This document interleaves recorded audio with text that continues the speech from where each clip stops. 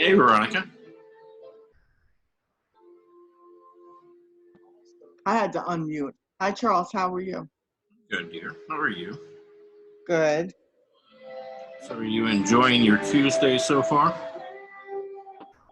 Yes, it seems like the clock is speeding up or something like that. Ah, it's interesting. What do you think that? I suppose.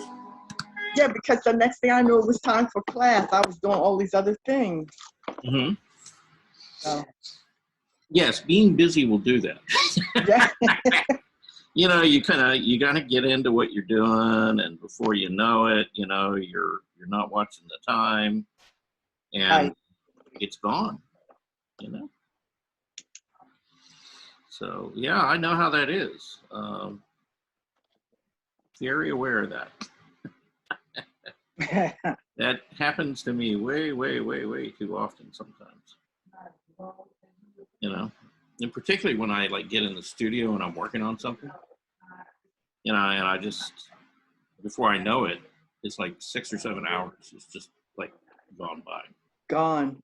Yeah, and Well, it might be like 1 or 2 o'clock in the morning, and I'm like, oh, it's like, what time is it? Oh, maybe I should go to bed. I need to get up in the morning. yeah, take a little nap. Yeah, get a little rest before I have to start my work day. So Yeah. that happens way, way, way, way too often, unfortunately. So. Oh, yeah. So I wake up and I'm like, okay, so I'm going to do this, this, and this. Mm-hmm. I'm lucky if I get 2 things done. Yeah. Yeah, it kind of goes that way for me too. I usually don't get done what I had planned, but I'll get stuff done. Yeah. It just may not be, up toward the top of the list of the things that I really needed to get done. So, Right. Yeah. Yeah. I haven't quite figured that one out yet either. So, as to what that's really all about. But Charles, the big paintings that are in the studio where they did, I think they did silk dyeing. Yeah. Did you do that big painting? Yeah. Oh, Yeah, you wow. mean the landscape? Well, it was black and Oh, orange. yeah, it's basically a base for a painting. Oh, Yeah, there was something under it and I blocked it out, just oh, okay. some leftover loose color because I was kind of starting, I was beginning to try to do something a little more abstract, still somewhat representational, but, more abstracted. And just didn't get that far. Oh, Yeah, they closed the center, and so much for that, right? yeah. So, but now that I'm back there on Thursdays, I'm kind of hoping maybe to get back to that and some of those other pieces, and work in acrylic and just get them done. So. Yeah. Hi, Susan. Hi, how are you? Good. How are you? Yeah, good. So. Well, eventually, I guess, since there's treatments and we have I call them the shots, Mm-hmm. they'll, I guess, eventually go back to the other schedules. Yeah, it's kind of, as time goes on, and it's really not very much time, Right. because if you really think about it, we just got people back in the center 3 weeks ago. Right. It's going to take some time. Yes. Yeah. Well, there's certain entities, I won't mention who Yeah, it's okay. are really pushing to, just like go back. It's like everything's normal. It's fine. Let everybody back in. And now that is not my feeling, I don't think it's mine either. I think it's phases, and to just watch. You just can't, we're part of that vulnerable population. So we have to be very careful about how we do those things. Yeah. Well, and see, that's what I worry about more than anything else. Yeah. Is that we'll, get people back in classes. Hi, John. And somebody will, come down with COVID, and, you know, and not have a good outcome, No. you know, because I got exposed, you know, by, you know, getting out and maybe getting to the center, or maybe they got it somewhere else, you know, and maybe they brought it, you know, with them and, you know, exposed other people. I don't know. Right. You know, I'm just really nervous about that, you know, because it's something that I would not want to see happen, you know, on my watch, you know, if I'm teaching a class or something like that, you know, that would be, you know, that would just be a bad way, you know, to wrap things up and end it. So I think small at this point in time is okay, but not to the level that we were before they shut everything down, society, period. yeah. Well, I'm certainly a lot more comfortable with 5 people being in a room together than I am, you know, getting 15 or 20. Absolutely. Yeah. And I guess, you know, for me, my main concern, well, it's twofold. It's one, how much do I have to be there? Because I want to limit my exposure. Yep. You know, as well as, you know, I want to limit other people's exposure too. So, yeah. Because, you know, you could wear a mask. You could wear a mask, couldn't you? Say what? You could wear a mask, could you not? Well, according to the CDC, okay. Right. Yeah, according to the CDC, mask, you know, there's some question as to exactly how helpful those really are. Correct, right. Yeah. So, you know, I mean, it has more to do with, you know, your physical health and how long you're exposed, you know, and in what kind of environment. You know, if it's a environment, you know, that's a small space and you're sharing a lot of air and stuff, you know, you could have not the best outcome. You know, if on the other hand, you know, it's a fairly large open space and, you know, you could be there and be fine, you know, as long as you kept, you know, a certain amount of distance and stuff between people. And that's kind of what I'm looking at, you know, because I don't have any like real fear of like getting sick and necessarily dying from COVID. My goal is to get through this and not get it, period. You know? Right. Yeah, because, you know, unfortunately, what we haven't heard a lot about lately is the people who get it, and then what's the after effect long term? You know, because in the beginning, you know, people were having, you know, like respiratory problems, you know, long term respiratory damage, long term heart problems, long term kidney and liver and other organ damage and stuff like that. And, or they were dying. pardon? They were dying. Well, no, a lot of people that actually survived, you know, but I mean, they're surviving, but there's a consequence to it. You know? A lot of people I know have lost taste and smell. Mm-hmm.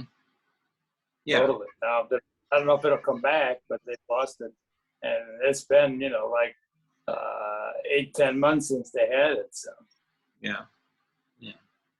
But, you know, like for me, you know, those are important. You know, I like to smell things. I like to taste things. Yeah. You know, I really, really would be, you know, in like a bad place if it affected my eyesight, you know. Yeah. You know, or did nerve damage, you know, in my hands or something like that. You know. Yeah, I wouldn't be too happy about any of that. So those are the kinds of things that I personally think about, you know, with all of this. And I'm just hoping, you know, I'm just really hoping that they will go like really slow. Right. Yeah. Yeah, maybe even painfully slow. And I would rather see them do that than And rush. than rush and then end up with somebody, or even me, having to pay the consequences for that. So, Well, I don't know. If you discussed it before I got there, but Thursday they're promoting this St. Patrick's Day luncheon, Mhm. and which is fine, but they're making it sound like filling up the room with 40 people and having a St. Patrick's Day party, which in that case I would pick it up and go leave. right. Yeah. Right. Yeah, I think it's a little too early to be having Big gatherings. big gatherings. Yeah. Now, Yep. that being said, okay, they went in, they measured that room, and if the tables are set up properly, you can supposedly have 40 people in there safely. Yeah. Right. That's 4 people at a table. That's 8 feet between each table, right? So by the time that people are sitting down, there's about a 6-foot gap, between them. And I mean, they measured that out and planned it out, fairly carefully. So, could you get 40 people in there? Yes. Do you want 40 people in there, running back and forth between tables to go talk to all of their friends and everything else? Probably not. So, Yeah, actually, I've been there. I think the way they have the table separated is fine, Mhm. and everything. I haven't seen more than I would say 15 people there at any one time. right, so far. Yeah, usually 8-10 people. So as of right now, it's fine, and it's that slower approach. Yeah. Yeah, and well, I mean, they've got tables there. The tables that they have could accommodate 40 people Yes. as it is right now. That's the way they set up the room. Okay.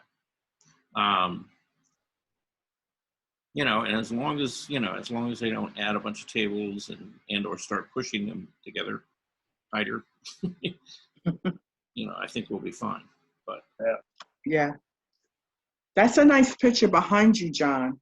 It looks like a New York cityscape at night. Yeah, that's what I did a few weeks ago. You didn't see that? I had it in the art share. Oh, okay. that was Yeah. a couple of weeks ago. What, about 3 Yeah. weeks ago? Right. Yeah. Yeah. That was one that I was experimenting with, where I painted the top dark part first and then the reddish part second. So I had the page divided in 2 colors and then painted over that. So a little fun project. Yeah. Yes. Yeah, that got a lot of good comments. Okay. Yes.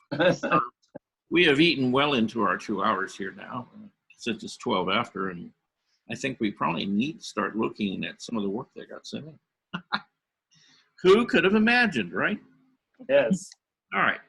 So let's do that. Let's jump on in there, and we will see what we got. We're going to start off with Mr. John Gigliotti, of course.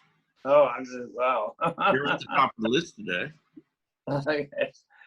Yeah. And that's my big potato.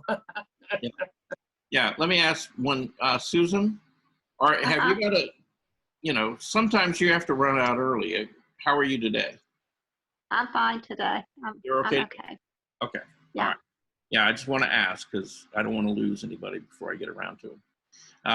No, I would say something if I had to, but yeah, I'm okay. Okay. All right. So that's your big potato, you said? Yeah, right. Well, I don't know. Is she is she Idaho or what kind of split is she?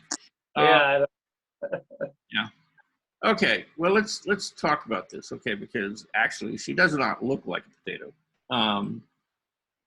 Okay, and The only thing I would say about this, well, there's a couple things I want to say, but when you draw in the female figure, okay, think of it this way, John. Males, you draw more angles and straight lines, okay? Yeah. Females, you always want to keep it curved, okay? You know, and fluid, right? Even if you think it's straight, you still want to like curve it a little bit, because Okay. there's really nothing straight in the female figure anywhere. Okay. Okay? Yeah. And there's really not anything straight in the male figure either, but you can, it's something about the look of it, you know, being more angular, you know, more masculine, okay? And, you know, there's a couple of places here where you really kind of used, you know, like a fairly straight line. Right. Yeah. And again, you know, making, you know, a little more fluid, sort of rounded lines, things like that, would have helped a little bit, okay, on this. Now, the main, This about one was very, very difficult because you had the leg forward, then you had the arms crossing, and then you had the body in the back. So to me, this was very difficult. yeah. Well, and it was in there because of that, because Right. what we were looking for is we were looking for how do you describe overlapping shapes, Right. you know, and get things to move forward and backward, right? Now, Right. okay, other than the straight lines, okay. Did you do that? Yes, you did actually. You found, you know, like this area where the leg, the lower part of the leg, you know, comes in front of, you know, this upper leg right here. And, you know, you've got, you know, a really pretty nice, you know, representation, you know, of this leg moving forward and this one moving backward. You know, now when you got down here to the foot and ankle, you really didn't, you know, you just kind of laid in a kind of a flat, loose shape, and probably didn't get back to it or something. Right. But once you got that hip in there, see, then you found where the body, you know, the actual torso, was sitting behind it, right? And it was leaning. Was she leaning forward a little bit? Actually, I don't think she was. I think she was. No, I don't think so. Yeah. Anyway, so you got the torso, you know, and she's sitting upward. And then you've got the arms moving forward, particularly this arm, where you see the shoulder, then you see the inside of the arm here. And, you know, the way you broke this inside, see, again, you know, puts this forearm in front of that upper arm. And it really, because of how far you went inside, really foreshortened it. So, you know, that arm right there looks almost like it's coming directly at you, you know, and then you get the forearm. And that, you know, that was pretty accurate to what was going on there. You know, you got a nice angle to the shoulders. You've got the neckline, and you broke inside, you know, on each side so that the neck sits forward, you know, of the top line of the shoulder. And then you get over to this arm. And this one gets, you know, a little more kind of clunky, but you still got the idea of it breaking at the elbow and, you know, up to the upper arm. Now, up in here, there is a line from the side of the rib cage, you know, up into where the, well, it would be the deltoid breaks. Right. But the shape of that, you know, and the angle of that isn't quite, you know, moving sideways. It usually moves up more, up and down. But still, you know, you got it divided. You know, you got a little bit of a collarbone there and a little bit there. So, you know, you're beginning to find those shapes, and that's, you know, that's what we really wanted to look for. And I really wanted you to work on trying to find those areas where you need to break inside and move across, you know, to describe it. So So you did overall, for the goal of, what we were trying to do, you did fairly well with that. Okay. Same thing here. Again, you did a really nice job with this upper leg in front of, the back part of the leg. And then you've got the torso coming out, behind it. And all of that feels, pretty proportional. And in fact, it kind of works really nicely where you've really kept this soft, and let this move forward. Okay. And the only place that you break that is back here. You got kind of hung up around the elbow and the hands and stuff. Yeah. And if you would have rubbed that back and softened it, Mm-hmm. the whole drawing would have, worked pretty well. But because the lines here are so similar to what you got here, Yes. it pulls that forward. But, I can see that. yeah, your finger, just rub it back a little bit, Yep. Done deal, right? Mm-hmm. So again, finding, where these lines break and what comes in front of another. Now here on this top line of the leg, you missed, you missed how the upper part of the leg comes down. And then it actually, you got to break inside because the kneecap comes in front of that and down. And then this lower leg, has to break. Sorry.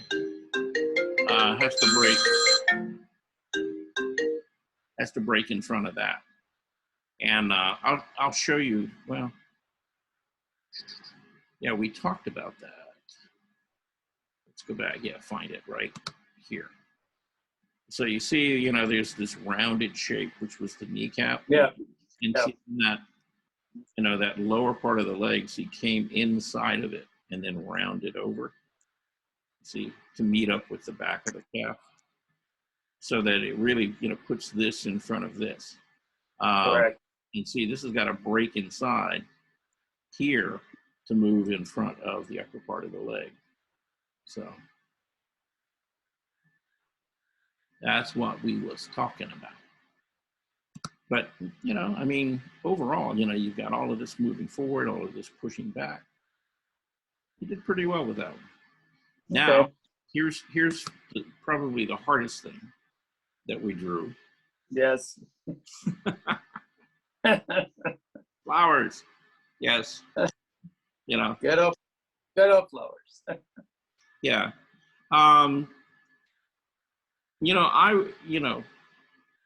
would really suggest to really anybody, but particularly men, because we seem to have a blockage when it comes to flowers. We do. I'll go along with that.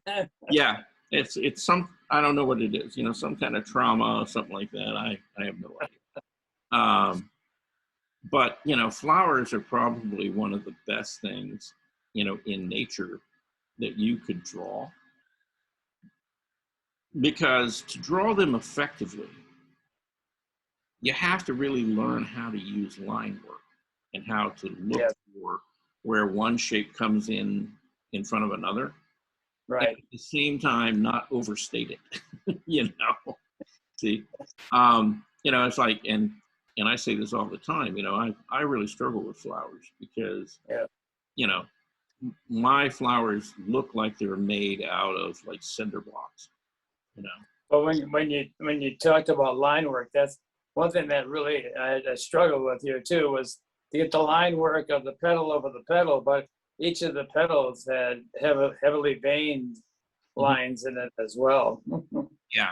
Yeah, and with those, I would kind of just resort to a tone, like a very soft tone rather than putting an actual line in there.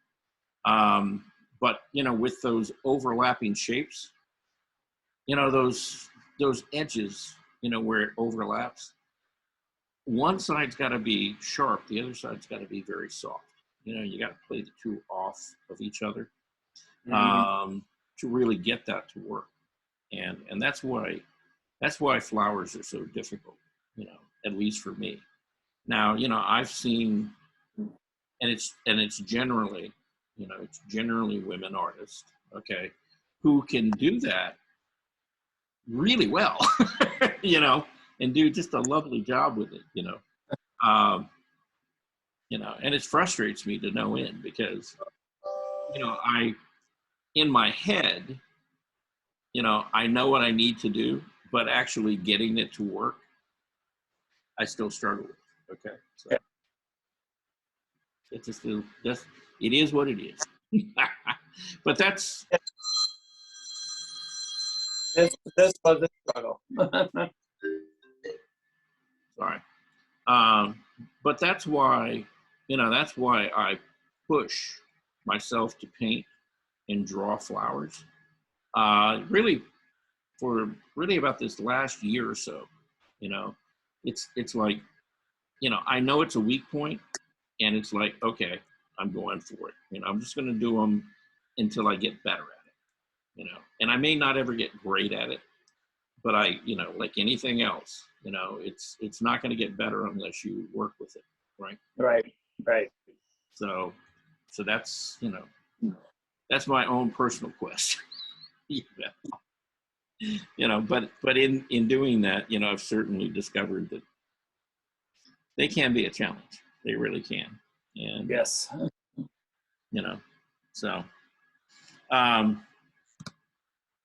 and then you sent in this, which I think is great. Now that's a ceramic piece, or well, you said it's mosaic, right? It's mosaic. Yeah, this is I did in the class right before COVID hit again. I think it was the end of the previous year, Mhm. and we used a plate to put on the mosaics, and I did this sort of African mask look to it. Since we were talking about African influences, I thought I'd just revisit it again. Okay. Now let me ask you, okay, because maybe I'm reading this incorrectly. Are we looking at the bottom side of the plate, or are we looking at bottom side of the plate? Right. So yes. So this the area, nose issue, yeah, that's where right around is raised. Okay. Yes. All right. Okay. Yeah, I was wondering about that because it's like, Yeah, that is the bottom of the plate. Okay. All right. So that begins to make some sense to me now. Okay, as to why things are where they are and all. Right. Correct. Yeah. Yeah. Well, I mean, I love the design. I mean, the character. And the mosaic feel. Gives it. A real interesting look to it.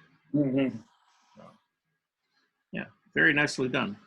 Yeah. Thanks. I thought since we were talking about that, the African influence, I would just revisit this a little bit and show it off again. Okay. Yeah. Yeah, and I see the John Gigliotti signature over there on. Yes, I did. Now, did you put that in like an underglaze and fire it so that it's permanent, or did you just write? No, it's grouted. But it's not fired or anything like that. No. Oh, okay. So all of the color that's on there were the original colors of the ceramics that were broken up. Yeah, the bits and pieces. Yeah, the plate bottom was actually white,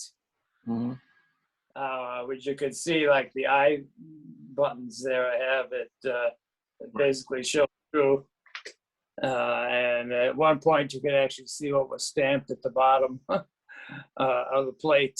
Mm-hmm. So the plate was white, and then everything was the bits and pieces that we had to basically cut up and fit in to sort of blend. Mm-hmm. Yeah. Well, you did like I said, did a really nice job out of that.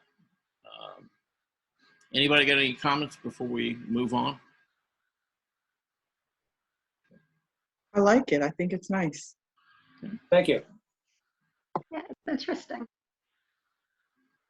All right, so we'll go to Mrs. June Wang next. she's here. I see her name. Yes, I'm here. Yay! How you doing, June? I'm okay. Yes, you've been very quiet today. Kind of sitting back with you. Okay. Okay, so let's talk about your drawings. Okay, and yeah, you sent in 4 things. Right? So here's your. Let me make this bigger so we can kind of see it and appreciate it. But I need to do that with a lot of these actually. So here's your drawing of your flower, okay? And, you know, you got the flower itself, you've included, you know, some of the stems, and it looks like a leaf, you know, as well. And I guess the thing I would say to you is overall, I mean, you got sort of the feel of the flower. And I know that there was a, it's like where the flower curled at the edge, there was a shadow. The thing is, you got to be really careful about your values, okay? Because you made this like really dark, right? In contrast to everything else, it looks kind of heavy and it looks kind of thick, right?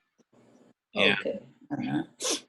it's like you could have done that with just a lighter value and kept it a lot softer. And I think you could have pulled that off.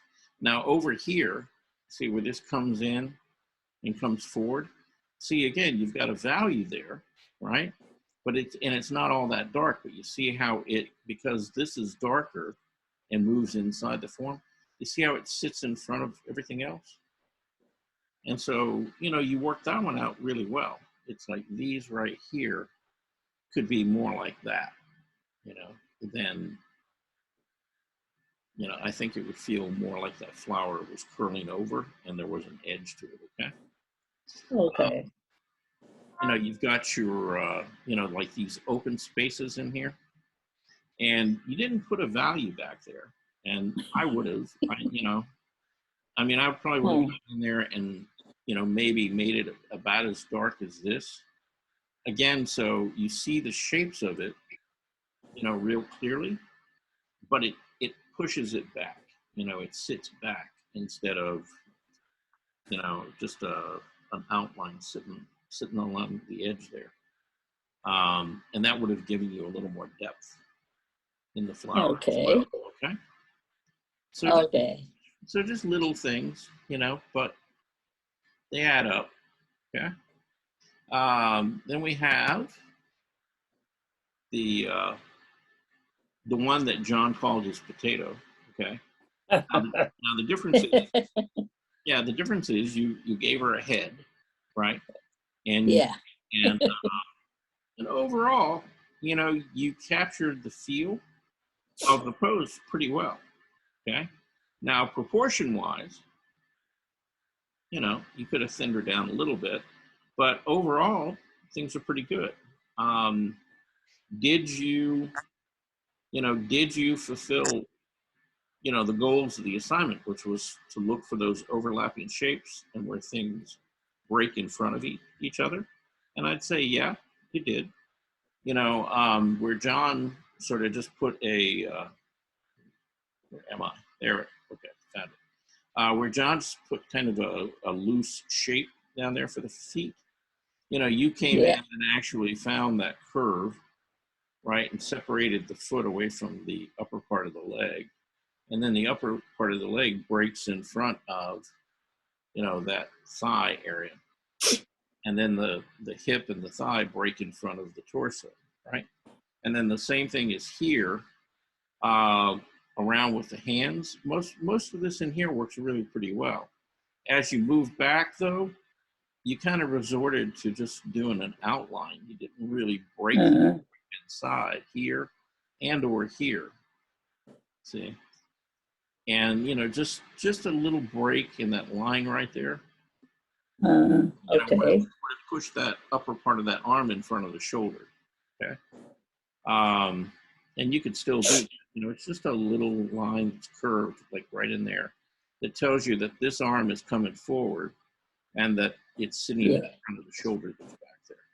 Okay. Okay. Yeah. So other than that, I mean, like I said, you got a good feel for what was happening, in that image and with that model. And, this is actually, one of your nicer drawings when you Thank you. looking at, beginning to make it feel like, something's coming forward and something's moving back. Right. Mhm. And, you pulled that one off pretty well. Okay. So you're on the right track. Just Thank you. keep drawing. This one, okay. You did really well at seeing, those shapes and how they, it's real subtle, but how you break that line in right there, right here at the hip. So you push that in front of the torso, right? Same thing here, with the leg that's, behind the other leg. Again, all of this pushes forward, that pushes back. Excuse me. And really you saw the foot, pretty clearly, the structure of it, where it was, where you saw the top plane, and it turned to the bottom side. The same thing with the toes and how they sit on the foot and the heel. So you got all of this, really your drawing is really, this area up to the hip, right? And all of that you handled, really nicely. And then when you got back here, you kind of did the same thing John did in the fact that you kept it all considerably softer, except then you got to the face. Yeah. And somehow somebody couldn't resist noodling and working on that face, And the only thing I'd say about it is, you didn't, come back here, proportion-wise, proportion-wise and all, everything works over there. But because you've put so much emphasis, on that face, it becomes the focal point. And I would tell you to do the same thing that I told John to do with his arm and stuff back here, which is just take your finger and just rub all that back a little bit and soften it so that it doesn't compete with this. And then see, then the drawing really becomes about this, and you understand what's going on back there, but it doesn't, there's not this, back and forth. Okay. Okay.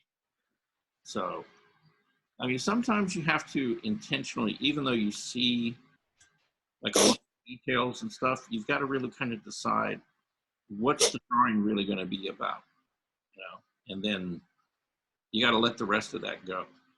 You might just sort of suggest that it's there, but don't spend a lot of time on it because you're going to finish it at least as much as your focal point, if not more sometimes. And then it's going to do, basically what it's doing now, which is you keep going back and forth between the foot and the head.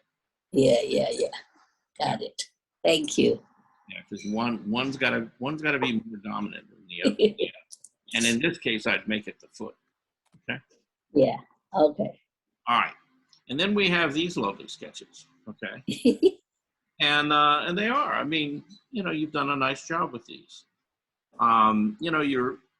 Your drawings of people are getting more fluid, and you're getting more personality, to your drawings when you draw people. Okay. You're still kind of struggling with trying to get proportions and things, dead on. Yes. Right?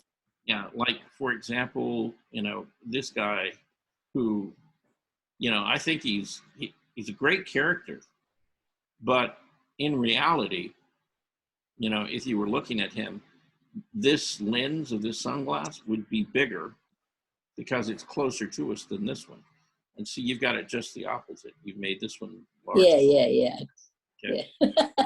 Yeah. So you might, you know, you might come back and you might just make this, you know, just a little bit lower, right? Okay. Yeah. And just a little bit longer, Mm-mm-mm. see, so that it appears to be bigger than this one. Okay. Thank you. But all the other features and stuff, you know, I mean, the mouth, you know, and his expression and stuff wrap around, you know, that sphere, you know, of the orbit of the mouth. And so his mouth doesn't look flat, you know, it looks round, you know, and you drew that really nicely, you know, the line work, you know, up here in the hair, you know, particularly this line, you know, coming from the center and kind of flowing and then curling, you know, feels, you know, kind of fluid, and it's just right. You know, it doesn't need to be any darker. It doesn't need to be any thicker. You know, it's there, but it's, you know, it's not competing with everything else. And so, Thank you. yeah, you're beginning to manage, you know, your line work and stuff, and get your tones and values down a little more smoothly. So again, yeah, everything's working pretty well. Okay. Okay. Thank you. Yeah. So keep going, keep drawing. Yep. It's helping. Okay. Well. It is. It's helping a lot, actually. Susan. Okay. Yes, I'm here. There we go. All right. So let's blow her up. Okay. Looks a little blurry on there too.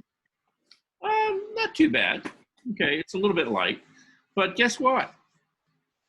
You did a really lovely job with this. Okay. Thank you. Yeah. No, you got a nice sense of the legs coming forward. You know, you got your value, the way you broke the value up and kept sort of the darker values down here in the legs and the foot. Again, help sort of put a little more emphasis on that and pull it forward.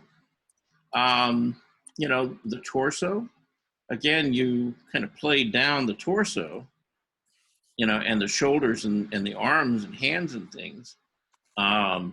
Again, so that these would kind of sit back. Now, as far as the face goes, you know, you got enough of a face in there and you haven't gone too far, right? But you're getting close. You're getting dangerously close, you know, to putting way more detail in here than you are there. But you didn't really go too far yet, okay? So, Okay. fine. Now, I would say the same thing to you, like this line back here at the elbow and like this side of the face right here. I just take my finger and smudge that back a little bit. And, Okay. you know, and I'm not saying take it out or anything, just soften it and it will sit back, you know, and then let the rest of the things come forward. Okay. Thank you. You know, you were kind of, you and a couple of people were kind of struggling with, you know, how you lay down, you know, values and not get them to be scratchy looking and kind of like real textural. And you're getting much better at that. You know, your tones are getting softer. See, so you're making. That's exciting. I'm excited. Thank you. Yeah. Yeah. I mean, overall, yeah. I mean, everything is beginning to work better. How about that? Thank you. You know, and your proportions, things like that, are getting much stronger, better. You know, same thing with her. Okay. Now here, okay, you got the overlapping shapes and things like that. And the thing is, you kept the body softer and you really kind of went in and emphasized the head. Okay. Okay. Well, I mean, okay, Yeah. and you can do that. I mean, you're making the head the focal point. Okay. You know, that's a choice. And does it work? Yeah, because, you know, the feet and everything else aren't competing with it. These are all, they're there, but they're softer, right? You understand what I'm saying? Yes. Uh-huh. Okay. Yeah. Now, At the head is actually further back too, so probably most people didn't do that, right? yeah, I mean, you know, you can focus on really any part of the body. you know, in any drawing. But the thing is, you want to focus on one area, not everywhere. Okay. And in this case, you did. Okay, you focused on the head, and that's fine. There's nothing wrong with that.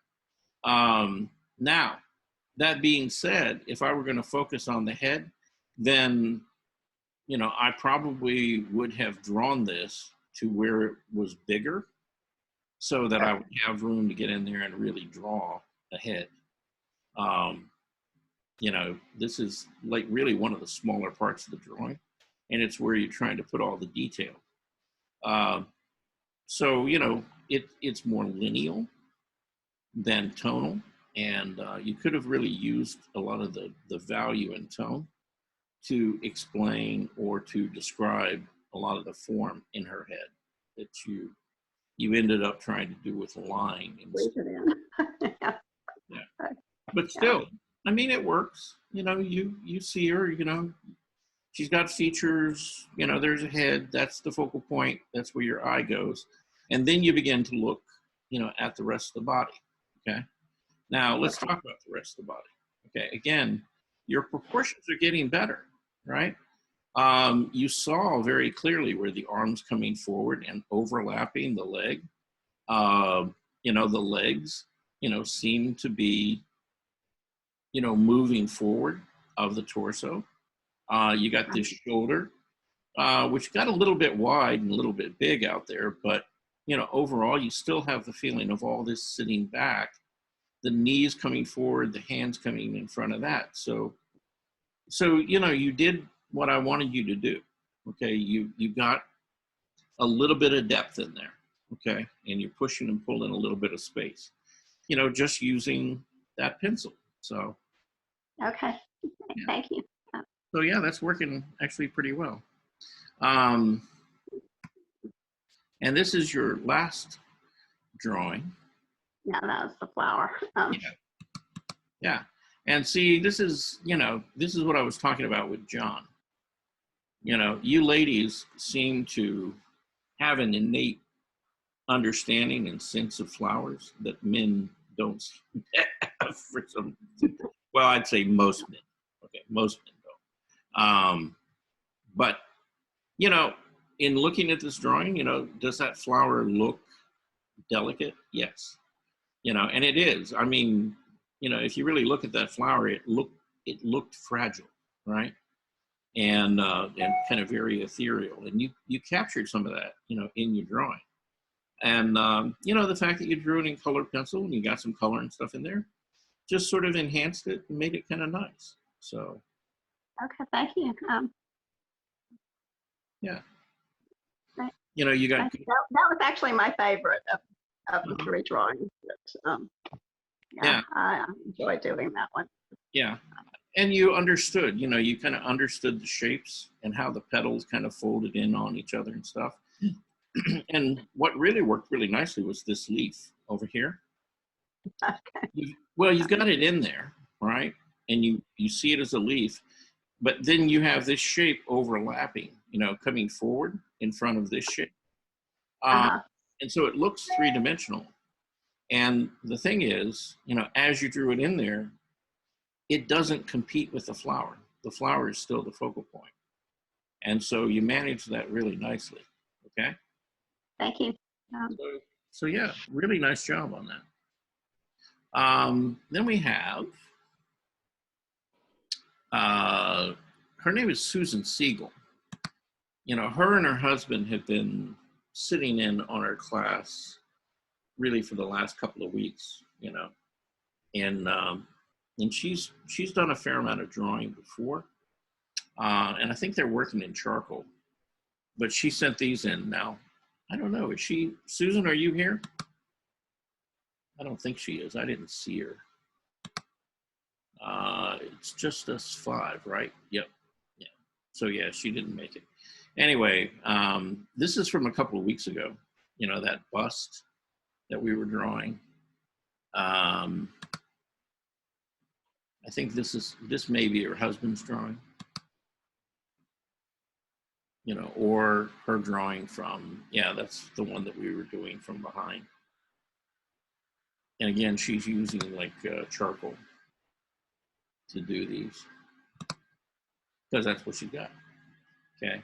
You know, here, you know, she got the idea, but again, you know, the proportions got a little bit wonky. You know, that head is really pretty big for that body, and the fact that it's further away, right?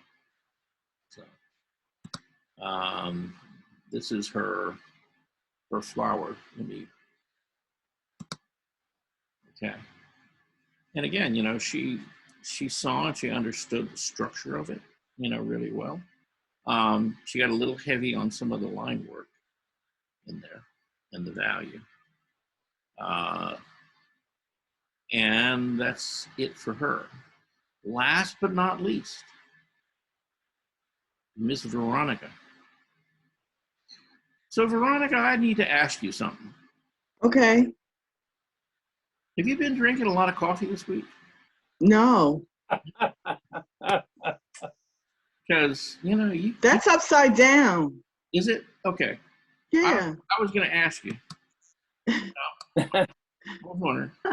I might have sent it upside down. I did the best I could. I got it to you, though. Yeah, you did. And that's fine. You know, we can always turn them over.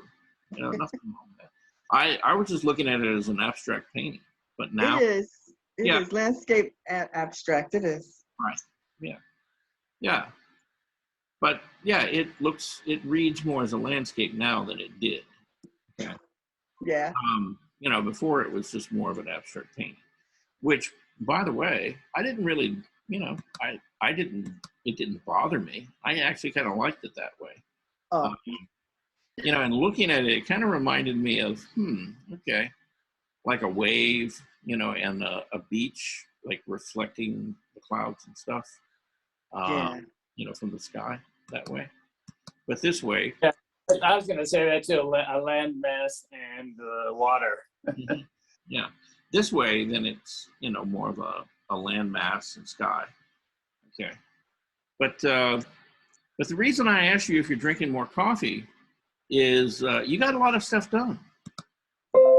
Oh. You know what it is? I have to release. It's like a release to, I've been working on the art, but it's like, okay, do I want people to see this? No, not this week. All right. Yeah, because this is more than you normally send in. So yeah. I was just going to compliment you on the amount of work that you send it in. So, you know, here's a flower. Now, is this right side up, upside down? Yes, that's right. That one's good. Okay. Yeah. And now this looks kind of like it could be a rose, maybe. Yes. Okay. Good. Okay. I'm still working on it because my shading's not really there. Okay. But yeah. No, it's definitely more of a line drawing at the moment. Okay. Now, here's the thing: if you're going to draw on this more, and you're going to add value and tone to it, I would take a paper towel and I'd rub this back. Okay. And that way, see, because you've got where your petals are already, but by rubbing it back, you'll soften all those lines. Yeah. So that when you go back in, you can restate them and make them vary. And, you know, there's some places where the lines need to be kind of thick and dark, and other places where, you know, they need to be, you know, kind of like thick, but not dark and soft. See? Okay. And so, you know, that way you can think more about what type of line needs to be in that particular area. You know, for me to get this to really look like a rose and get those things, you know, some things to pull forward, some things to push back. Okay. Okay. Yeah. Now this one, I don't think that they're doing the bicycle, you know, on their back. No. So I'm going to assume that it goes this way. Okay. Yes. Okay. But, you know, I like what you did as far as, you know, you focused on one area of the body. And again, you know, getting, you know, that one leg to come forward, the other leg to sit behind it. Now you're beginning to work with, you know, trying to build up your values and things like that. And you know, it's not as soft, you know, as it could be, right? But you're getting much, much better, you know, than previously. So you're at least aware of it and you're kind of working. Now, one thing, you know, and I know this doesn't look like a very big drawing. You know, it looks like you're drawing in a fairly small pad. Yes. But when you're laying those values down, you know, move your pencil more in a circle Okay. and not so much back and forth. Okay. And that way, you know, you'll even out that tone and it won't look, Okay. you know, like scratchy, you know, because you don't have a lot of parallel straight lines, right? And that kind of gives you that scratchy sort of look to it, you know, but Okay. okay. Then we have this. And again, you know, I am assuming that it doesn't necessarily go like this, though it could. No. You know, I'm assuming. There we go. That's it there. So That's, this is also still a work in progress. Mhm. Yeah. okay. I like your sky. Thank you. Yeah, I'm not going to touch that anymore for now because I was happy with the sky. Now I have to work on the water and the landmass. yeah. Okay, so let me make a couple of comments about the water and the landmass. Okay. Okay. You could take and fold this painting in half, right? And it would be sort of like a Rorschach test. Oh, okay. You Yeah. know, because the shapes repeat, you know, or mirror each other. Okay. And I would encourage you to modify that, to break it Okay. up in some way so that, you know, there's different shapes in there and different proportions, right? So that this side over here on the left is not equal to what's on the right. Okay. Okay. The same thing with your waterline back here. Okay. Now, I very seldom tell people to straighten things out. I actually like them, you know, kind of moving back and forth. But in this particular case, you know, this dipping down here in the center. So I can fix that. Yeah. I mean, I would just take that and, you know, kind of run that line, you know, and kind of keep it straight. Now, don't make it horizontal. Too straight, just enough. Well, don't make it level and flat across the painting. Okay. Let it be lower on this side and slightly higher on this side. Got it. Okay. And that way that landmass isn't sitting like dead right in front of you. It's moving off in the distance. See, and this is much further away and this is much closer. And you've already sort of indicated that with the change in value and the size relationship, right? Okay. So yeah, just I looked at that as like on each side water like over a falls of pouring into the lower part and going forward. Okay. I guess so when I saw that, I thought of waterfall on each side into a canyon or whatever where the then is going forward. Okay. I guess yeah. I didn't read it that way, but okay.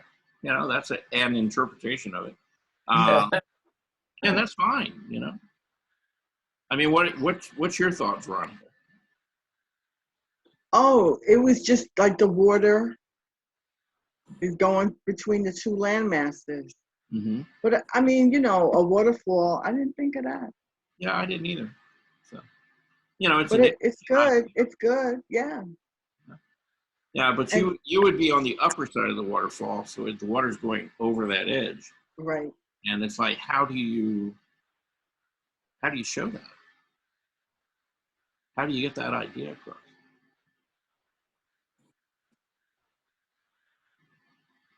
I think the values have to be different, a little bit more, even more dramatic.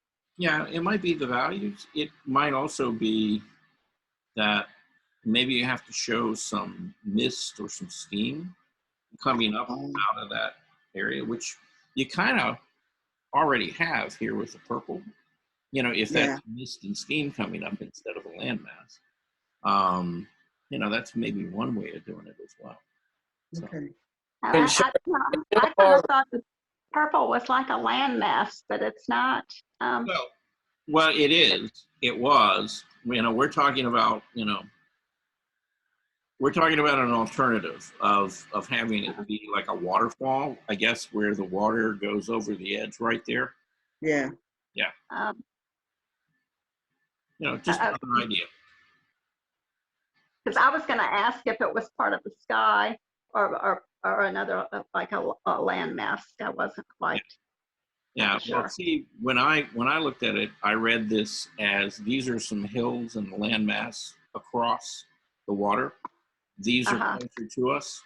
Yeah, and that's the way I initially read it, and I like what you had there. You know, but it's like pretty. It's a good choice of color. I like the colors in there. Thank you. Yeah, but it's Well, everybody that looks at this, they're going to read it a different way. In that case, Veronica, I think you're very successful as creating a piece that is interpreted differently by different people. yeah, I think so. It was initially, you know, Charles Roosevelt always says, you know, work it out on a smaller canvas. So this was my version of a smaller canvas And to so work things out. How small was this? It's like an 18 by 20 or something like that. I see. It's not an 8 by 8 or 8 by 10. Okay. So but you know, you said It's that a flat panel. It's a flat panel though. yeah, but you said this is your smaller version. So you Yeah, would really do this like, you know, a 60 by 40 or something like that? I would love to. Yeah. Yeah. Okay. Yeah. So you're wanting to put your art inside of a lot of museums and corporate collections. Huh? Yes. There you go. See, you got a goal. All right. Yeah. That's Working towards it. You know. Hey, why not? You know. Yeah. You know, Got a good track. well, you know, there is. You know, you could do the same painting. You know, you can do a small, like 8 by 10 painting, and then you can do it, you know, on an 8 by 10 canvas, you know, like, but not inches, feet. And because of the scale, it becomes this whole other thing. Yeah. You know, and it really does. You know, the size and the scale of things really does have a lot to do with the impact of the painting. You know, you could have a relatively, like, really, really simple composition. You know, that on a small scale, you know, you might look at and go, well, that's kind of sleepy and not really exciting and stuff. But you take that very same, you know, that very same image, and like I said, you know, you blow it up 10 times, right? To where it's, you know, 10 feet by 8 feet. And like I said, it has a whole totally different character to it because of the scale of it. So, you know, there's something to say for working big, you know, Yeah. which is why, you know, a good portion of, you know, contemporary modern art is done on the scale that it is, you know, because that scale has a lot to do with the impact of the painting. So, I mean, if you look at Clifford Still's work, that's totally abstract, or Mark Rothko's work, and if you shrank those down to kind of a mid-size, you know, standard size canvas that would be comfortable to hang on your living room wall, they just wouldn't be the same paintings. You know, they really wouldn't. So, you know, even if he painted them. So, anyhow, moving on, we're going to look at Veronica's flower. So, okay. So, Veronica, all right. you're beginning to use the pencil and like use the side of it, you know, fairly often, which is giving you kind of a softer line. Need to flip the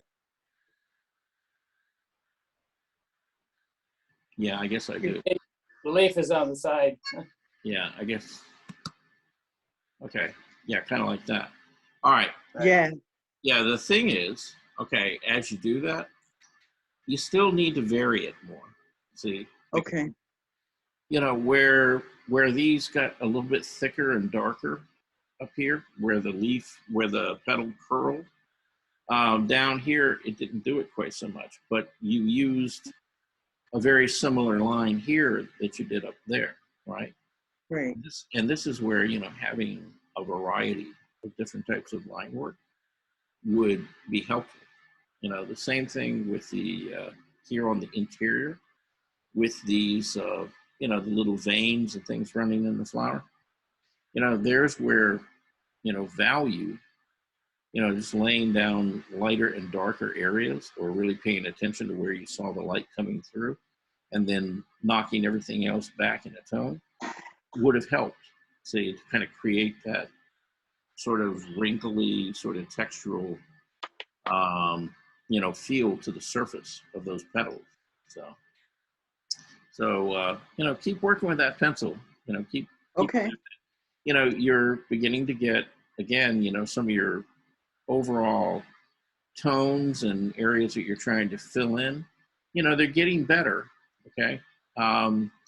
You still seem like you're doing a lot of like real lineal, you know, strokes with the pencil, and try not to do that. You know, try to break okay, it up and just kind of move in a circle and build it up slowly.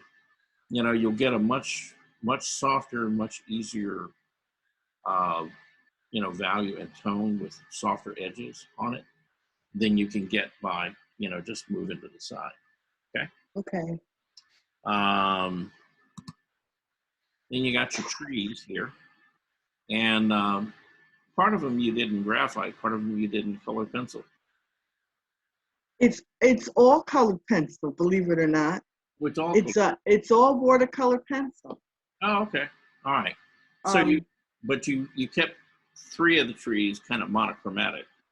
Well, I'm still working on it. This was a plein air session Sunday. Okay. Okay. So that's as far as I got. So I shared it. Okay. All right. All right. Okay. So yeah, I'd like to see, you know, where it goes and how you fill in, you know, Yeah, the rest. tree trunks. Now with the leaves, okay. You know, you could treat this in a very stylized way, which is kind of, you know, how you've put the leaves on there now. And or you could try to have things a little more organic and natural. If you're going to do that, watch where these stop, right? So, Okay. you know, maybe this doesn't stop right here. Maybe it keeps going, and, you know, maybe some of these leaves, you know, kind of break across, you know, that tree trunk right there. Yeah. Right. Same thing here. They don't just suddenly stop. They come across. Cross. Okay. Because that's how they really looked. Right. What you mean they stopped? No, Oh. they went across. Oh, they went across. Right. They did go across. Okay. So then make them go across if you're trying to make them look like a tree. Okay. Okay. Now, if you want to make it look like a decorative pattern, then stop them before, you know. Yeah. You know, but no. if you look at like a lot of, you know, graphic design and patterns and stuff that you find in fabrics and things, say in like the Middle East or Africa or things like that, that's what they would do, is they would design those and they would kind of sit on a background, but they wouldn't break over, you know, like another shape, because they're not trying to create depth. They're trying to keep, you know, get your eye to move and be kind of fluid. So they're creating a design, right? So let's look at this. This is the last. Now, I've got one comment, okay, about this. it's okay not to do the head, right? But don't decapitate it. Okay. I mean, you know, you could put just like an oval or something up there. Okay. I'll fix it. Or just, you know, like the bottom of the jawline or something like that. Just, Yeah. okay, yeah, you know, she's got a head. You know, I just didn't want to draw it, right? Right. Okay. This way it looks like, you know, somebody just came along and, you know, and ran off. Chopped it off. Mhm. So that's my first comment. All right. Okay. Now, other, you know, which, again, you know, I'm saying that kind of half jokingly to you, but, you know, serious. Yeah. But the rest of the drawing, okay. Again, you know, we're trying to work with overlapping shapes. We're trying to get, you know, a sense of one thing sitting in front of another. And you did that, you know. You know, if I put my finger up there on the top of her head, you know, then I feel less panicked about it. And, yeah. You know. Sorry about that. Yeah. No, it's fine.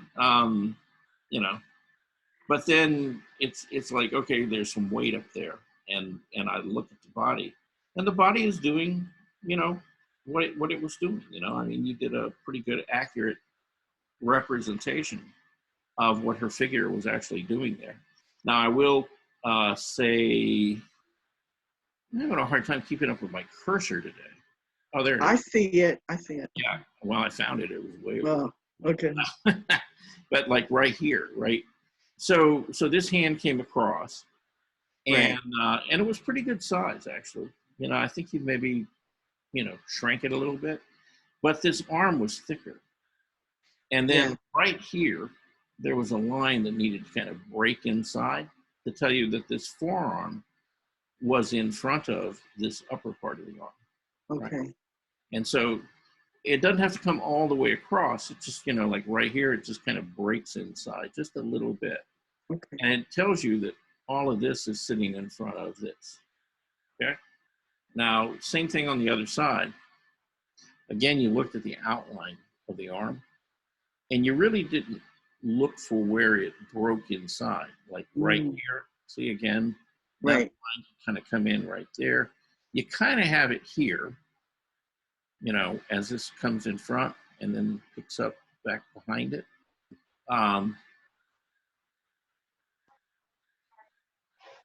So the left arm, you know, the arm that's on the left in your drawing, you know, kind of sort of works. You know, though I'd still just break it just a little bit right there. Okay. But all the rest of it, you know, the legs, you know, the overlapping shape of the lower part of the leg in front of, you know, the thigh and the upper leg area. Again, you know, how that hip sits in front of the torso. All of that's working really pretty nicely. So, you know, so you saw it, you understood it, and, you know, and that's great. Okay. More practice. Yeah, just keep drawing. Okay. But, you know, you're getting a lot of that right. And, you know, little by little, you know, just keep improving, right? So I want to share a couple of things with you guys. We got plenty of time, I think. It's only 3:12. I've been looking at this guy. Now, I've heard of him before, but I've never really seriously looked at his work before. He's a French artist, 1800s, academic painter, okay? And his name is Jules Joseph Lefebvre.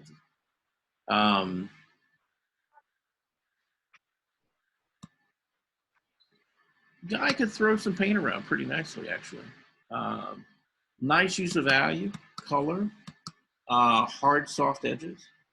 You know, was really adept at painting skin tones, hair, fabric, you know, jewelry, you know, all kinds of stuff. Really nice, you know, really nice academic painter. He was a member of the Salon, and he would have been one of those guys who the Impressionists were sort of rebelling against. Okay. But still, you know, very competent, very nice painter. He's got some beautiful images. I want to look at more of his stuff. Now, this one I think is maybe one of his more famous, and this is Lady Godiva. Now, I'm going to blow this up. Like the chocolate? Yeah, Godiva chocolate, right. Well, do you know the story of Lady Godiva? No. Oh, okay. All right. She was of royal birth, and she had a falling out with her father, who was the king. He was doing something, you know, either a war or something like that. And so, like St. Francis, you know, she renounced her royal position and left the family in the castle, leaving all of her worldly possessions behind, including her clothes. Okay.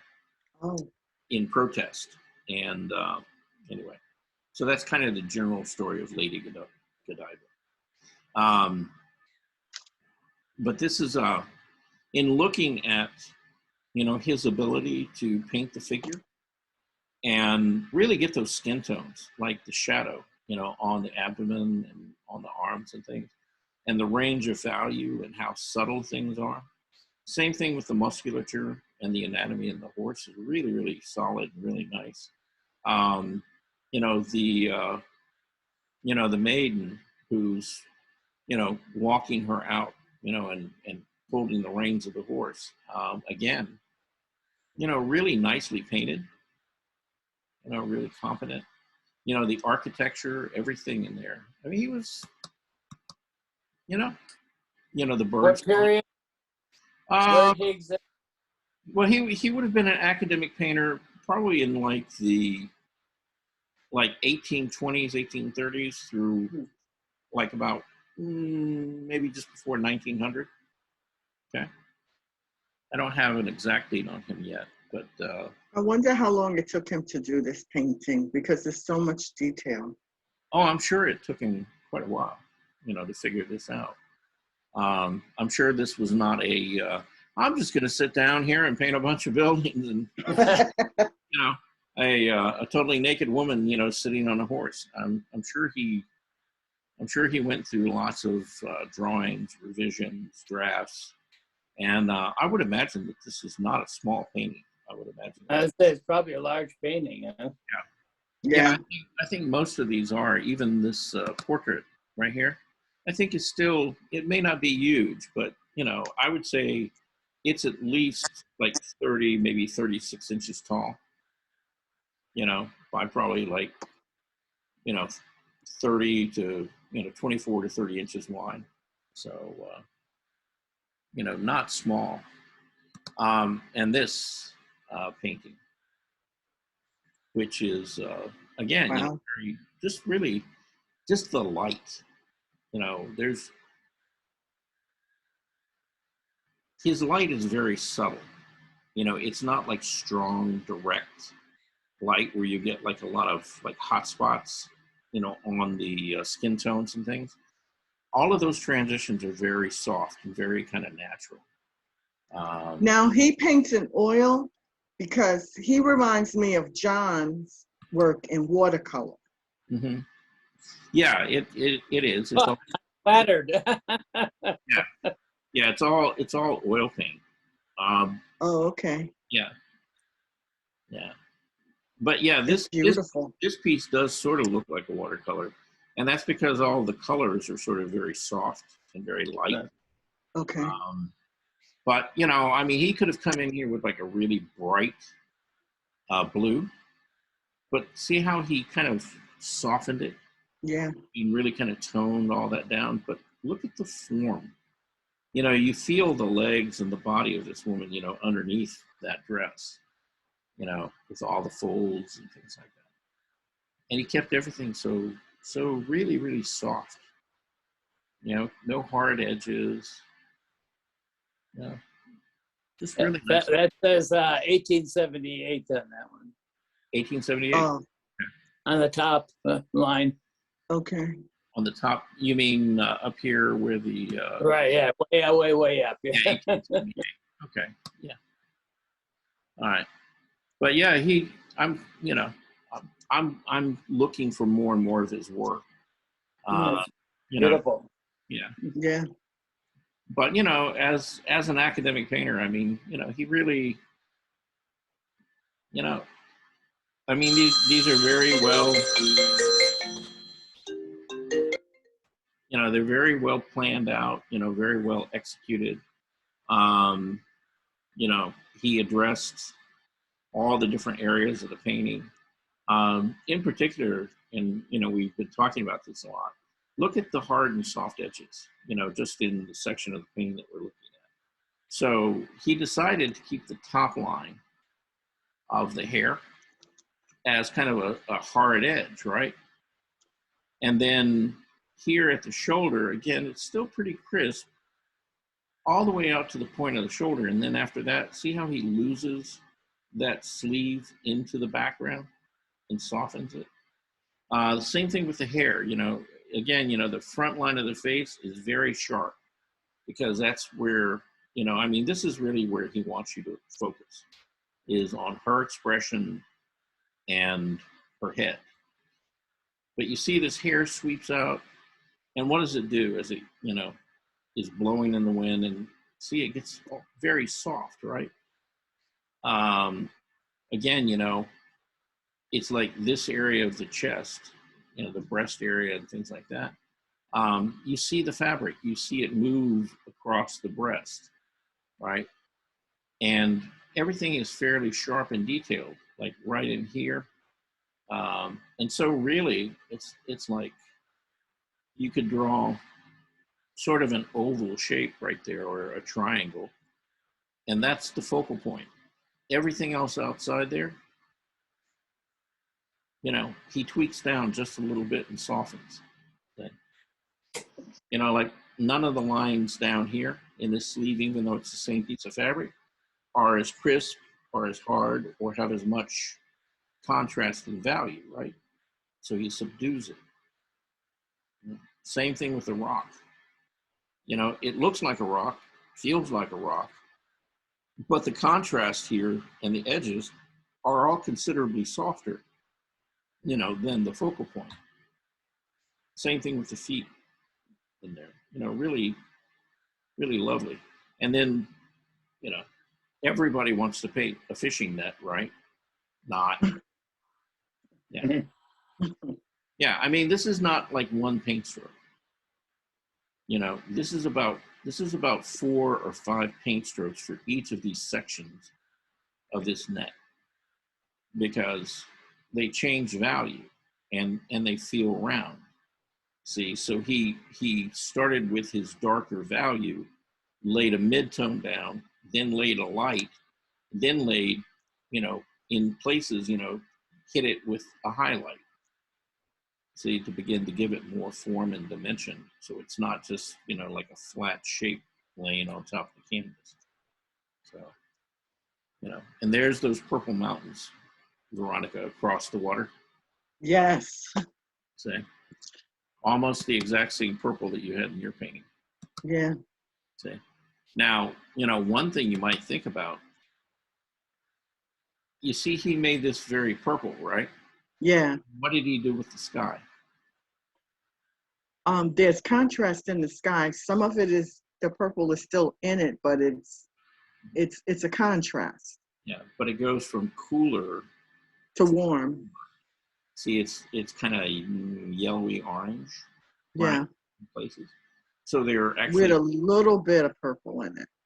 Well, yeah, toward the bottom. Yeah. Yeah. But you see, again, you know, he's playing this violet against this yellow, which are direct complements. Right. See, warm, cool, right? You know, it gives it this really nice, lovely atmosphere. And you see, it takes it away from being cooler, you know, than white, you know, because white being as cold or as cool as you can get. You see, it still allowed him to make that piece of fabric that's, even though it's a series of grays, appear to be white against this, Yeah. which is warm. So it's that little temperature shift, see, just that little bit of subtlety right there. And all of a sudden that shirt and this fabric becomes much brighter than it would have. Okay.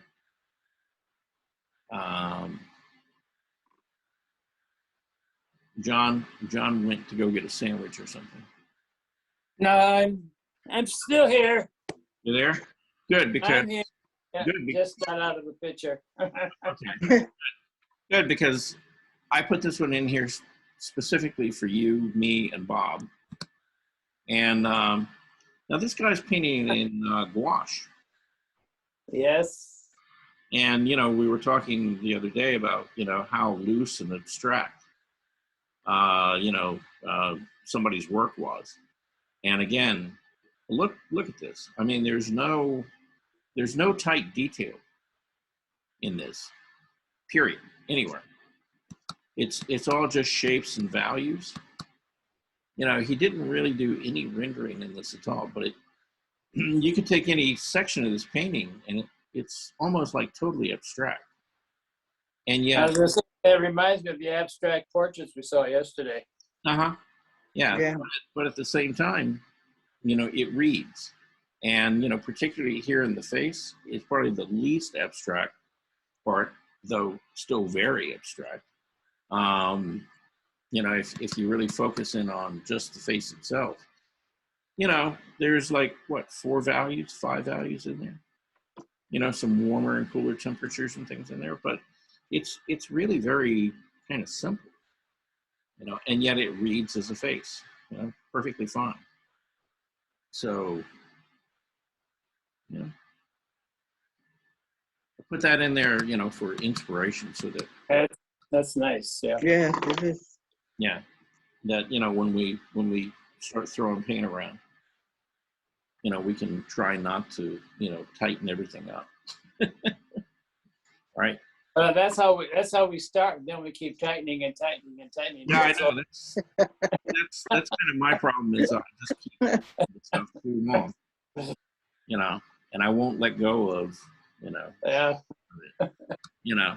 Now, I mean, you know, like even this painting, and we've looked at it before. Right. But That we saw. Yeah. Yeah, Mhm. but it's like the more I look at this painting, the more I love it. I mean, it really is, you know, a really nice painting. And just, again, you know, it's, at some point, it's just very sort of simple and abstract. And yet there's just enough in there to convince you that, you know, there's skin tones, that there's fabric, that there's, you know, cups and stuff there. But yeah, really just nicely handled, and not a lot of detail, you know, not a lot of detail at all. So it can be done, okay? You know, now we just have to figure out how we're going to do it. Right? So that's about it for today. I was going to show you some of my stuff, you know, and I'll start off with some really abstract, very, you know, less detailed things. I went painting Sunday over at the Artist Resource Center, that figure group. And like, these are my 3-minute poses, right? So this is an oil paint. So basically what I did is, you know, I had this canvas that was basically painted out gray, you know, as a background, a mid-tone. And then when I got there, you know, I looked at the model before she started posing, and I just mixed up some colors and values, you know, that would kind of represent her skin tone, you know, something close. And so I mixed up really 4, well, actually, yeah, 3, you know, 3 mixtures of skin tones. And then I had straight white, you know, for the highlights. And so each of these took me about 3 minutes. And, you know, in some cases I started off by, you know, just putting an outline in that darker brown, you know, kind of thin, but, you know, just outlining to get the movement of the figure and stuff. And then I put in the shadows. Then I would put in the midtones. Then I put in the light, and then I put in a highlight. So, and like I said, each of those were 3 minutes. These were 3 minutes as well. So, you know, it's a fairly effective way of getting something down quickly, you know, and just kind of capturing, you know, the movement and the gesture.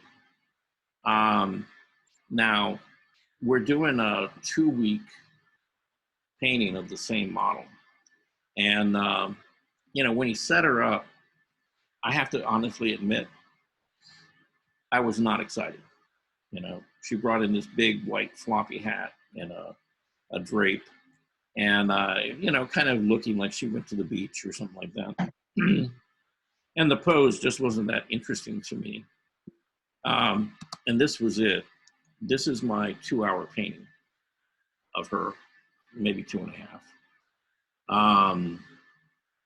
You know, and as I went along, you know, at first I just painted the figure, and I have my criticisms of this figure, but I figured I would do something this week, and maybe I'd move next week and try to get a different angle or something like that I could get more excited about.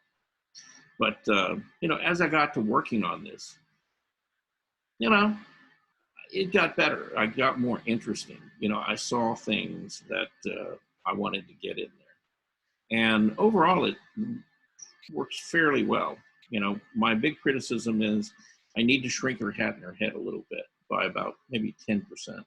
And then I think the scale and everything would work better. But I totally made up that background.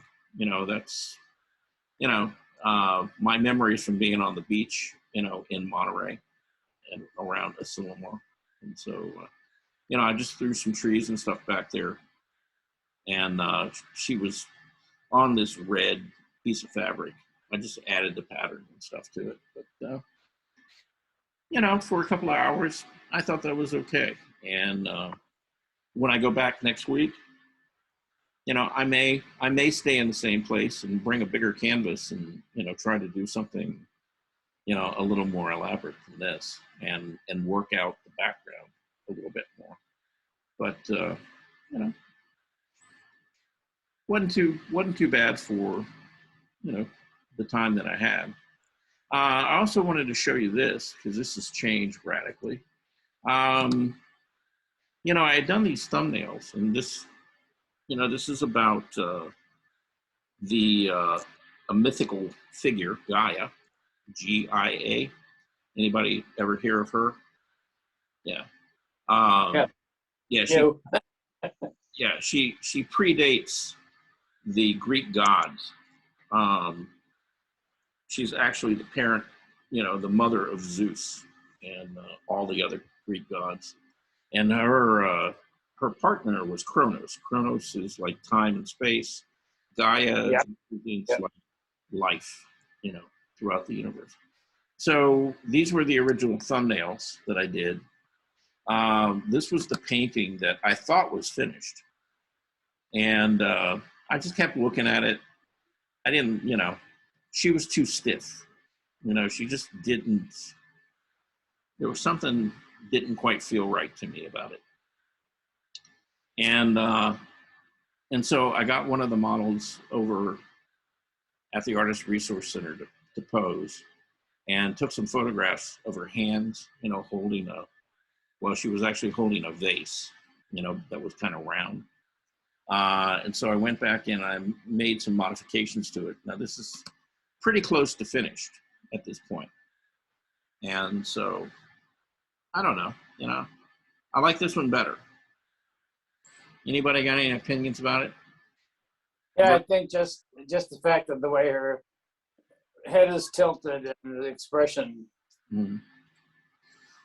Yeah, it's a little, yeah, there's a little more to it than. It seems to have a little more movement to the background in that too. Yeah. Mm-hmm. Yeah, I ended up, I thought I was just gonna, you know, paint her out, and I ended up having to paint out, you know, part of all of this. Some of it is original, but a lot of it is repainted. And then I had to go back in, and I'm still working on you know, kind of flushing out, you know, the planets and cleaning them up. So, like I said, this is probably about 80% done.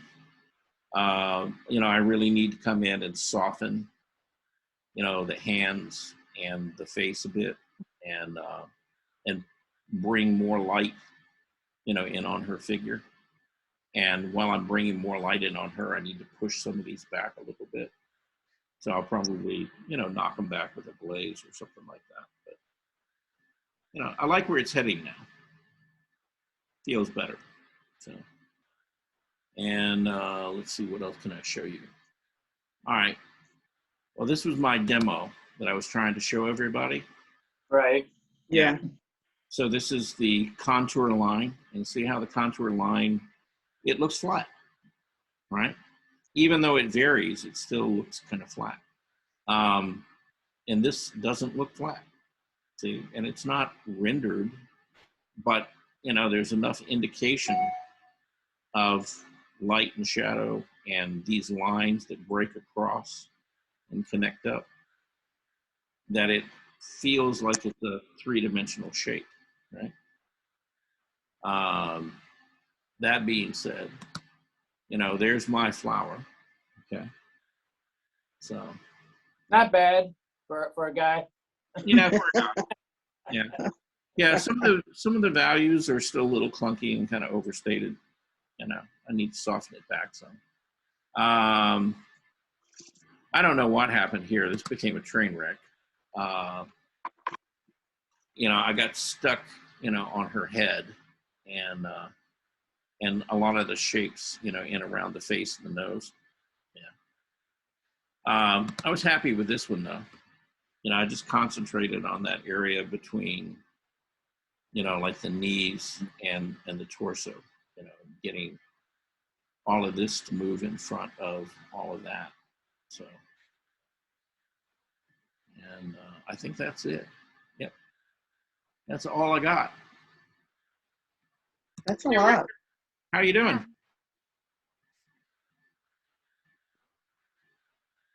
Richard, how you doing? He's muted. You're muted. We gotta unmute you.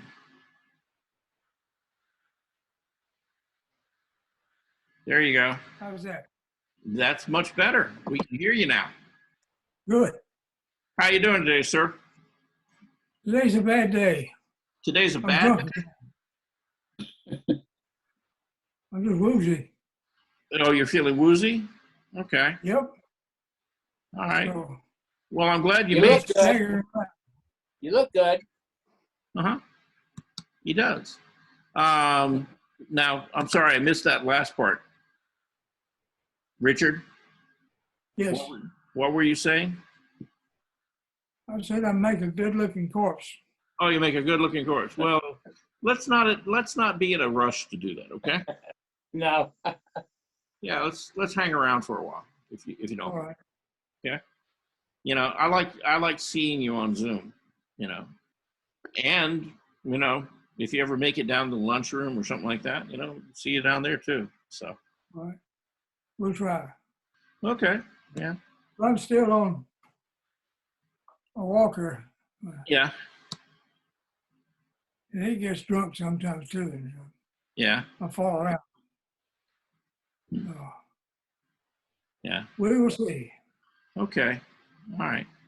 Well, we'll keep our fingers crossed. Okay. Thank You know, in the meantime, just take it slow and easy. Okay. I'm good at that. Well, hey, you know, I used to run marathons and ultra marathons. And the premise of running a marathon is you start off slower, or no, you start off slow and you go slower. You know, the whole race is about slowing down.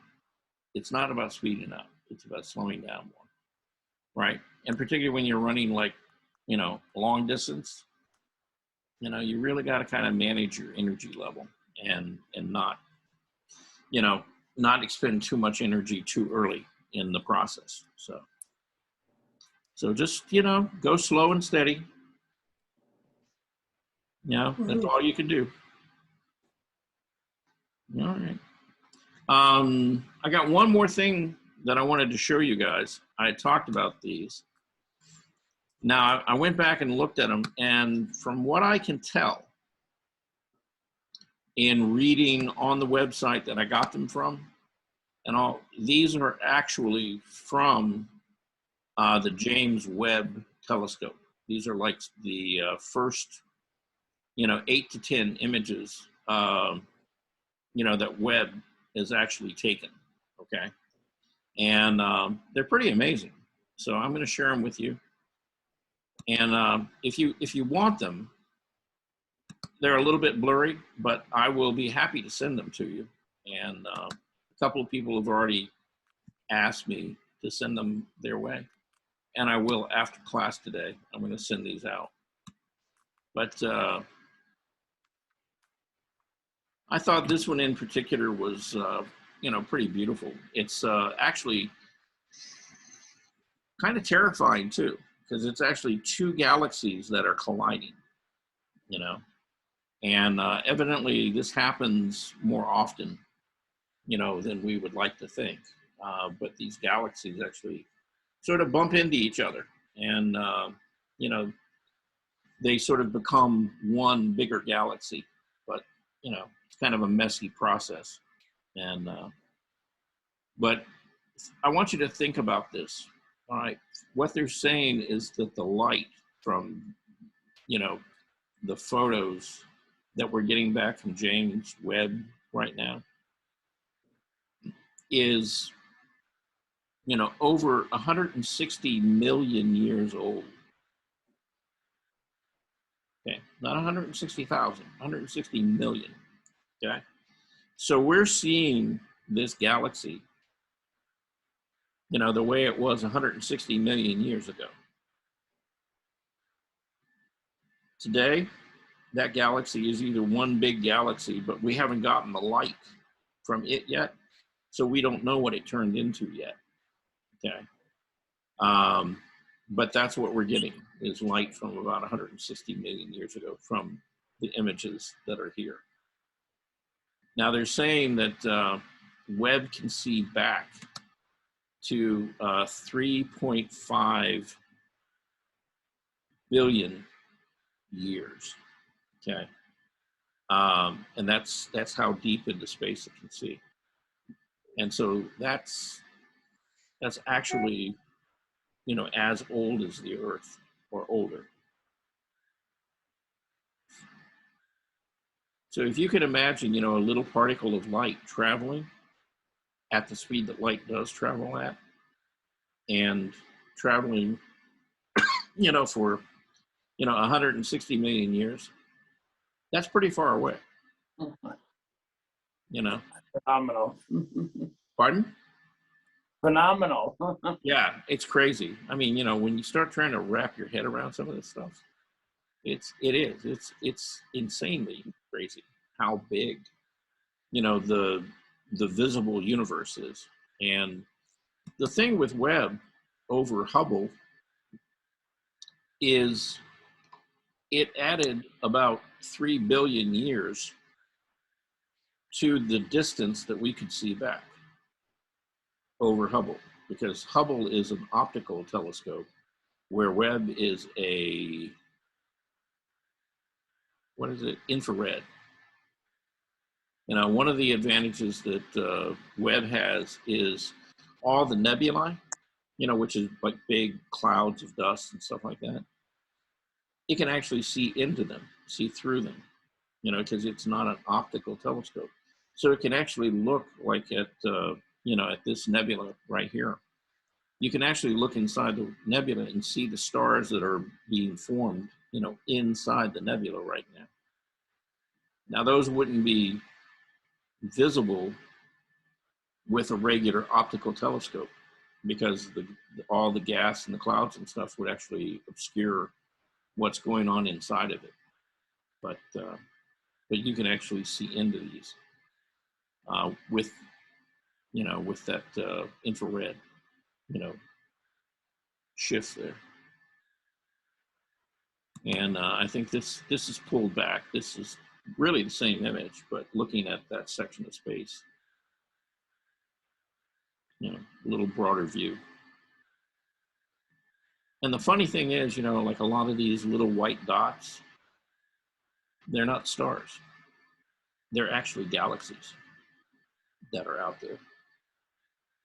And they're saying that there are probably more galaxies within the universe than our galaxy has stars. And we've got, I think they said it's like 5 or 6 billion stars within our galaxy.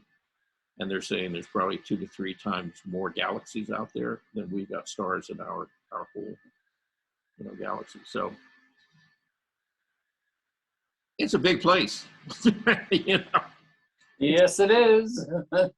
Yeah, it's enormous, you know. So anyhow, I just thought I'd share those with you. I've been following, you know, this for really the last couple of years, you know, when they launched it and the development of it. And, you know, there was a lot of expectations about what we would see, you know, when it got up there in the air. And they're still fine tuning it. You know, this thing is made up out of, I think it's like 24 mirrors. And, you know, it kind of looks like a honeycomb shape, you know, each of these mirrors. And they have to get them perfectly aligned to get everything in focus. And they're still working with that right now. We're getting everything, you know, lined up so that they get a really good, sharp, clear image. And so it should be interesting. We're going to find out a lot more here in the near future about what we have around us than we ever knew before. So, yeah. Anybody got any comments about that? Anything to say? What makes up the different colors? Well, you know, they've taken the images or the information that they've got, and they've, you know, processed it, you know, into an actual, you know, visible image rather than just the infrared. So, but a lot of the color, from what I understand, if you look at like each of those little points of light, you know, it will either be blue shifted or red shifted. If it's red, supposedly that means that it's moving away from us. If it's blue, it's coming toward us. Yeah, that's my understanding of it. So again, it makes you wonder. So evidently everything is not headed the same direction. So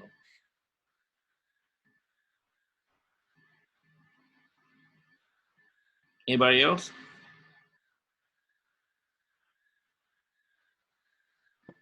You're amazing. Yeah, you guys are awfully quiet. We're all. Yeah, from time to time, you know, I'll try to get more of these and share them with you. But yeah, it's pretty amazing stuff. Yeah. Yeah.